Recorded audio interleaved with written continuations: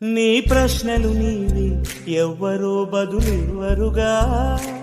నీ చిక్కులు నీవి, ఎవ్వరూ విడిపించరుగా.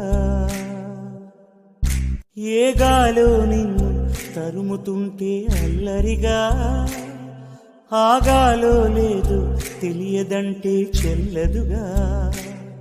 10 నెలలు తనలో నిన్ను మోసిన అమ్మైనా, అప్పుడో ఇప్పుడో తననే కలను అంటుందా.